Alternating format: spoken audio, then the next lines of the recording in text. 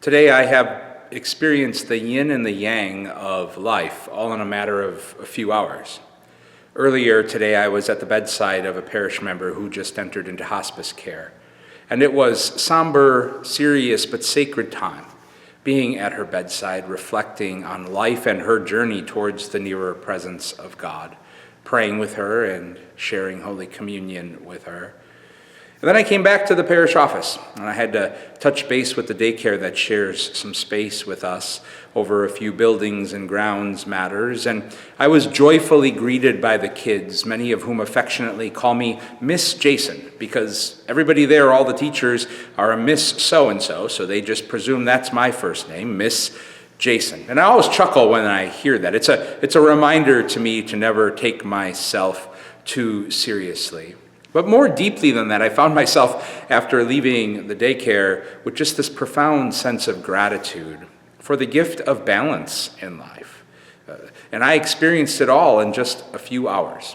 The sorrow and the somberness, but also the joy and the lightness thanks to these kids. It brought me back to that familiar passage to many of us, the 3rd chapter of Ecclesiastes, which celebrates a God who works to draw life and pull life into balance. There is a time for everything, a time to weep and a time to laugh, a time to grieve and a time to dance.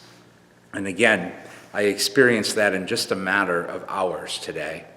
And within all of that is a holy invitation to pause and pray and reflect on, in lives, and my life is no different, that can often find itself out of balance, where we come to find that gift of an energy and love in life that pulls us back into balance.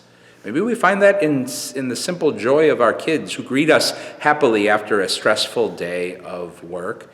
Maybe we find it on a snow day or a winter day like we're bracing to have in a few days, where I think schools might be closed and people might work from home because of bitter cold that we're bracing for. And that can help reset our lives a bit, that can often be so caught up in this busyness of always going and going and going.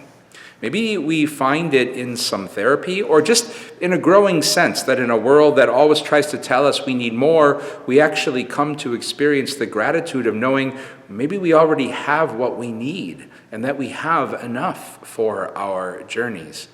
Or maybe today it's just our prayer to pray for the grace to be more mindful of the need for balance in our lives, and ultimately celebrate that sacred and holy gift that keeps stirring and moving and working to bring our lives back into balance again. God's peace and blessings to you all.